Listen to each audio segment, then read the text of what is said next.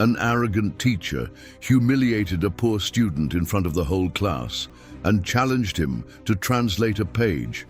What he didn't expect was that the boy would translate it into multiple languages. The crumpled €20 note landed at Marie Dubois' feet as Professor Laurent Beaumont waved a stack of documents before his advanced placement class. Her secret fluency burning in her throat as she bent to retrieve the money he'd accidentally dropped. Anyone who can properly translate this entire passage from Voltaire gets an automatic A for the semester, Beaumont announced, his leather shoes clicking against the polished floor as he stepped past Marie's desk in the back row. Though I doubt any of you possess the sophistication required for 18th century philosophical French. The classroom erupted in nervous laughter as students exchanged worried glances. Marie kept her eyes down, focusing on the worn edges of her second-hand textbook.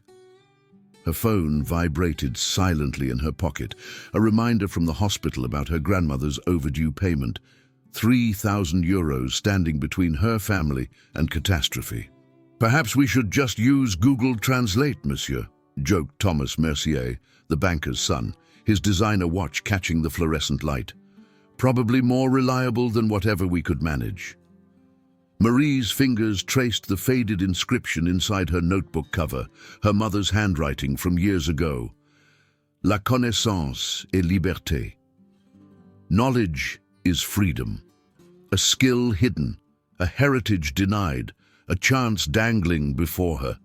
Would revealing her true self to those who looked through her bring salvation or merely new humiliation? Marie hadn't always been invisible. 12 years ago, she was the bright-eyed 6-year-old who amazed her kindergarten teachers by switching effortlessly between French, Arabic, and Portuguese. Her Algerian mother, Yasmina, had met her Portuguese father, João, at a UNESCO conference in Paris. Their love story had flourished despite cultural differences, bound by a shared passion for languages and literature. "Words are windows to souls," João would tell Marie, his voice gentle as he taught her to write in scripts that danced across continents.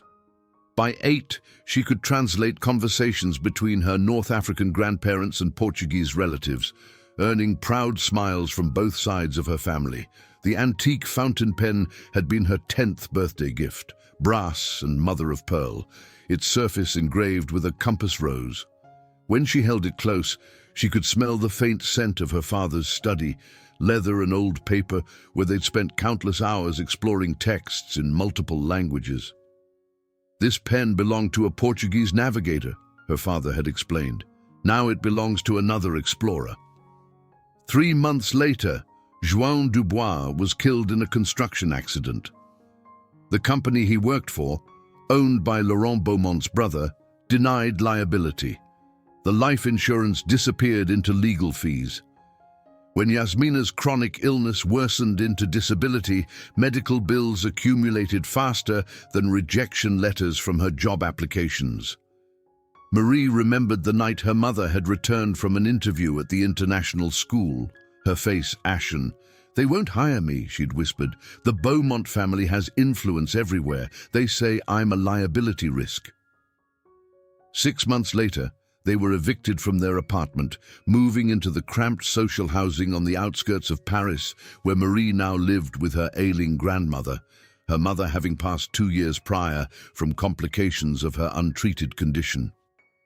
Now, at 18, Marie's days followed a punishing rhythm.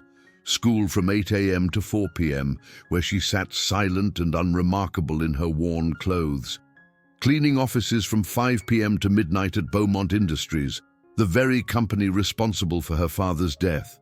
Caring for her grandmother until dawn, grabbing 3 hours of sleep before starting again. The cleaning job paid minimum wage, but it came with the bitter irony of proximity to the Beaumont family's wealth.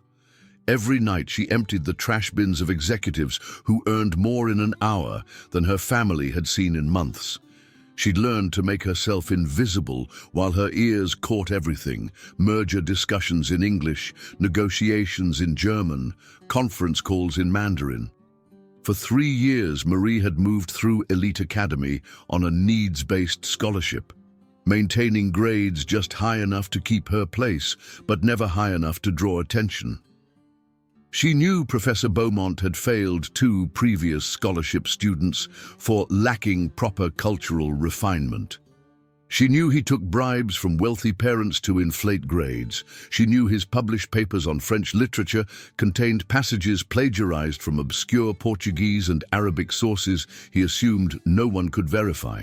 Knowledge without power, intelligence without opportunity. Marie sat in the back row while understanding every reference, every allusion, every linguistic nuance Beaumont wielded like weapons against students he deemed inferior. The document appeared on Beaumont's desk at precisely 2:15 p.m. on a Tuesday afternoon. Marie noticed because she was wiping down the windows nearby, close enough to see the embossed seal of the Académie Française and the signature of its secretary. She also noticed how Beaumont's perpetually arrogant face flickered with momentary panic. By the end of the school day, the French department was in chaos.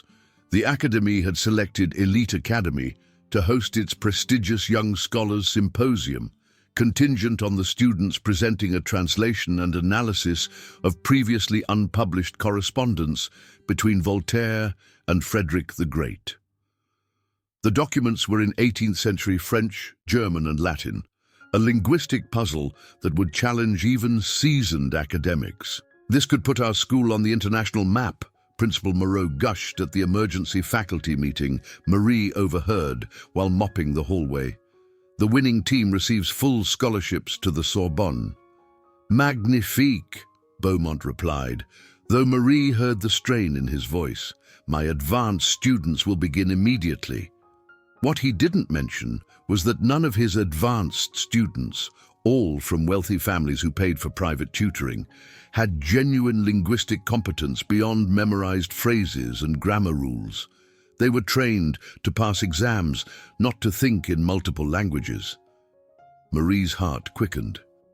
She recognized several words visible through the document's protective sleeve. Philosophical terms her father had taught her, the same archaic constructions that appeared in the letters her mother had translated for her doctoral thesis before illness ended her academic career. The next morning, Beaumont strutted into class, carrying the documents like trophies. "The Académie has honored us with an impossible task," he announced. "These letters contain philosophical arguments that would challenge university professors, but I have faith that proper breeding and education will prevail." His gaze swept the room, deliberately skipping over Marie and the 2 other scholarship students. "Thomas, Celeste, Antoine, you'll lead the translation team. The rest of you will provide support." Marie's hand twitched toward her bag, where her mother's old dictionary lay hidden, annotated with marginal notes in 3 languages, a secret roadmap to the very type of text Beaumont was now distributing in photocopied fragments. "Sir," ventured Amadou, one of the other scholarship students, "shouldn't everyone have a chance to contribute?" Beaumont's laugh was sharp. "This isn't about chances, it's about capability. Some students," his eyes finally landed on Marie, "are here through the generosity of this institution. They should be grateful to observe their betters at work." The cruelty was calculated, designed to remind the scholarship students of their place. Marie kept her expression neutral, but inside something crystallized. The Sorbonne scholarship would change everything. Full tuition, living stipend, healthcare for her grandmother. But revealing her abilities could mean losing her cleaning job if Beaumont retaliated, or worse, losing her scholarship if she failed to meet his impossible standards. That night, Marie stood in the dim light of her grandmother's kitchen, the eviction notice beside her translation notes. Without the cleaning job, they had 2 weeks before the landlord could legally remove them. Her grandmother's medication would run out in 3 days. She made her decision at 2 a.m., her mother's fountain pen moving across paper with careful precision. She wouldn't reveal herself directly. Not yet. Instead, she would test the waters. The next day, she arrived early to school, slipping anonymous translation notes into Thomas Mercier's locker. Just enough to correct his worst errors, signed simply, un ami, a friend. By lunch, Thomas was showing off his breakthrough translations to Beaumont, who praised his sudden insight. Marie watched from the corner of the cafeteria as Thomas absorbed credit for her work, his wealthy friends congratulating him on his brilliance. The pattern continued for 3 days. Marie would provide anonymous assistance, Thomas would claim credit, and Beaumont would beam with pride at his star student's progress. But on the 4th day, everything changed. Marie arrived at school to find her desk overturned, her books scattered across the floor. Looking for something? Beaumont stood in the doorway, holding her mother's annotated dictionary. The janitor found this interesting book in your possession, quite advanced for someone of your background. It was my mother's, Marie said quietly. Your mother, the cleaning woman. Beaumont's tone dripped condescension. I hardly think she would understand such sophisticated material. This is clearly stolen from the library. My mother had a doctorate in comparative literature from the University of Algiers, Marie replied, her voice steady despite her racing heart. Beaumont laughed. An Algerian degree. Might as well be written in crayon. I'm confiscating this as suspected stolen property, and I'm adding a disciplinary note to your file. As he turned to leave, dictionary in hand, he added, The translation committee meets tomorrow at 3 p.m. Scholarship students will serve refreshments. Perhaps that's more suited to your capabilities. That night, Marie's grandmother suffered a mild stroke. The ambulance ride alone cost €300 they didn't have. As Marie sat in the hospital waiting room at 3 a.m., she made a decision that would change everything. The translation committee meeting was in full chaos when Marie arrived with the tea service. Thomas Mercier stood at the whiteboard, butchering a critical passage about free will and determinism. The other students looked equally lost, their expensive educations crumbling before 18th century philosophical French. This is impossible, Celeste complained. Even with online resources, we can't decode half of these words. The academy deadline is in 48 hours, Beaumont snapped. If we fail, the school's reputation, my reputation, will be ruined. Marie set down the tea tray with deliberate force, making the cups rattle. Everyone turned to look at her.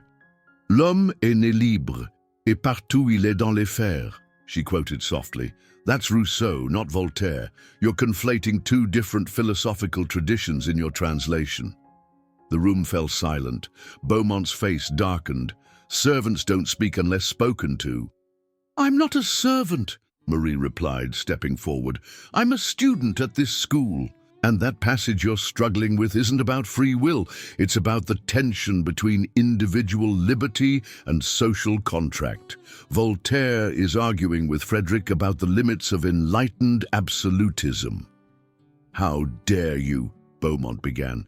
The Latin quotation in the margin, Marie continued, moving to the whiteboard, is from Seneca's letters to Lucilius. Voltaire often used Stoic philosophy to counter Frederick's Machiavellian pragmatism. If you understood the intellectual context, the translation would be obvious. She picked up a marker and began writing, her hand flowing across the board with confident strokes. The 18th century French transformed into modern language, but with the philosophical nuances preserved.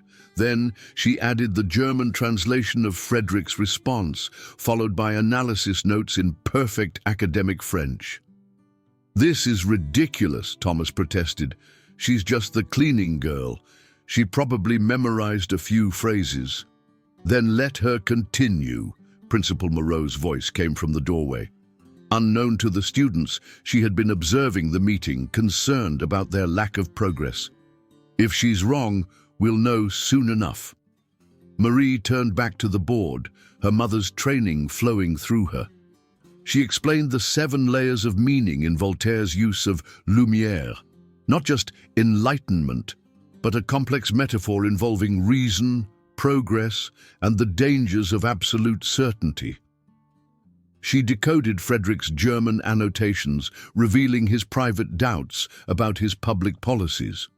She even identified a coded reference to a secret correspondence with Catherine the Great, hidden in what appeared to be a simple metaphor about gardening. For 30 minutes, she transformed the incomprehensible documents into a masterwork of translation and analysis. When she finished, the room was silent, except for the scratch of pens as students frantically copied her work. "Where did you learn this?" Principal Moreau asked finally. "My mother was completing her dissertation on Enlightenment correspondence when she fell ill," Marie replied. "My father collected rare manuscripts before he died. I've been reading 18th century philosophy since I was 7, in French, Portuguese, and Arabic translations. I speak 6 languages fluently and read 4 more." She turned to Beaumont. "I also know that your published paper on Voltaire's influence contains entire paragraphs lifted from my mother's unpublished thesis, the one that was mysteriously lost after she applied for a position here." Beaumont's face went white. Principal Moreau's expression hardened. "These are serious accusations." Marie pulled out her phone, showing photographs of her mother's original manuscript, dated and notarized, alongside screenshots of Beaumont's published work. The plagiarism was undeniable. "This is fabricated," Beaumont stammered. "You can't possibly—" "I can provide the original manuscript," Marie interrupted. "I can also provide recordings of you discussing grade manipulation with parents, which I overheard while cleaning your office. Or we can focus on winning this competition and saving the school's reputation." The calculation was clear in everyone's eyes. The academy deadline was 36 hours away. Without Marie, they would fail spectacularly. "Continue the translation," Principal Moreau ordered. "Marie will lead the team. Professor Beaumont, we'll discuss your future after the competition." Marie worked through the night in the school library, surrounded by students who had previously ignored her. But she wasn't doing this for them. Every perfectly translated passage, every decoded philosophical argument, was a step toward the Sorbonne scholarship and her family's salvation. Thomas Mercier, stripped of his false accomplishment, sulked in the corner. Céleste and Antoine, however, began asking genuine questions, their privileged education finally connecting with real scholarship. Even Amadou and the other scholarship students joined, contributing insights from their own multilingual backgrounds that the wealthy students had never considered valuable. By dawn, they had completed half the translation. Marie's grandmother was stable, but needed surgery within the week, surgery they couldn't afford without insurance. The Sorbonne scholarship would provide comprehensive healthcare coverage. "Why help us?" Céleste asked during a break. "We've been horrible to you." "Because winning helps me more than revenge would," Marie replied simply. "And because my father believed knowledge should build bridges, not walls."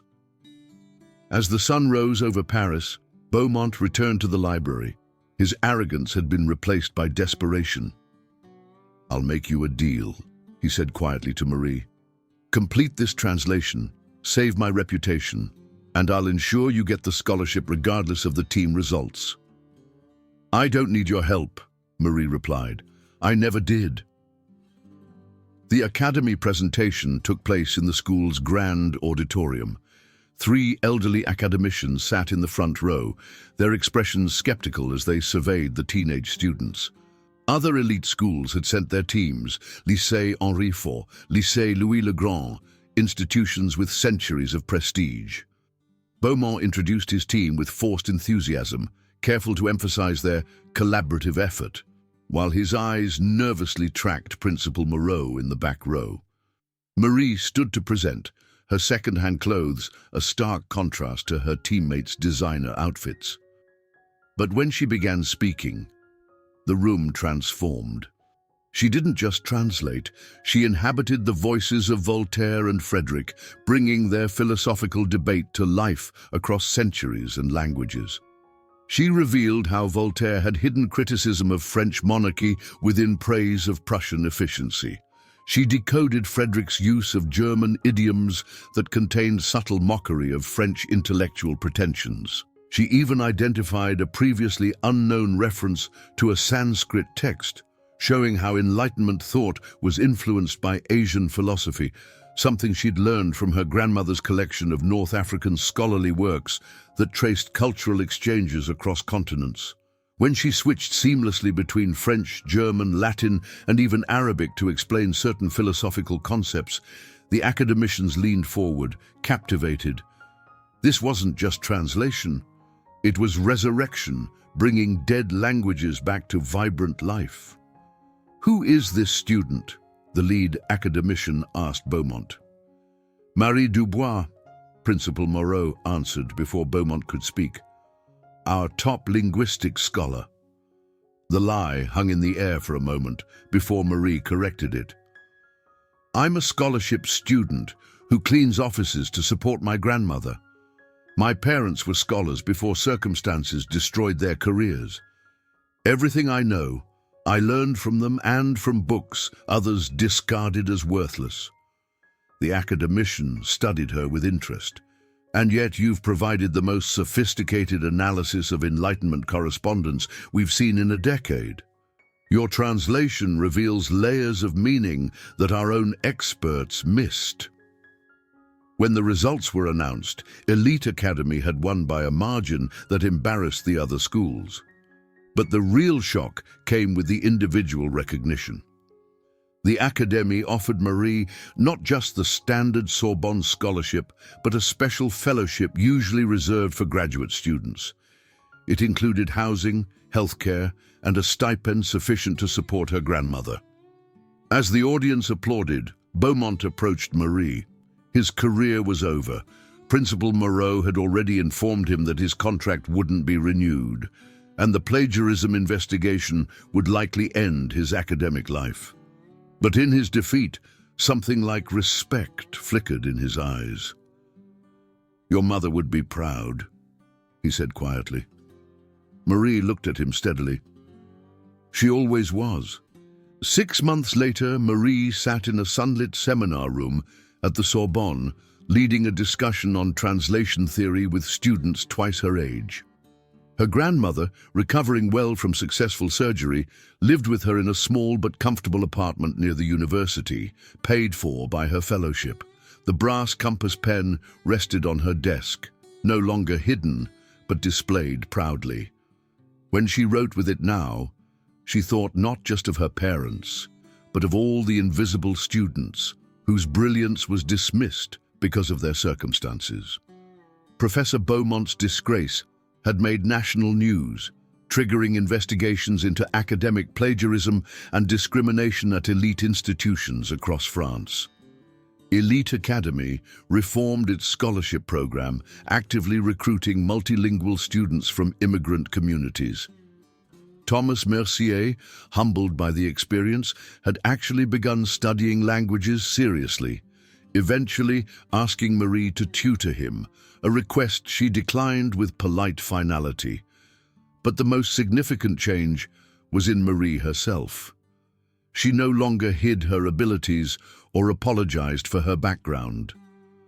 When wealthy students struggled with translations, she helped them while making clear that linguistic talent had nothing to do with social class.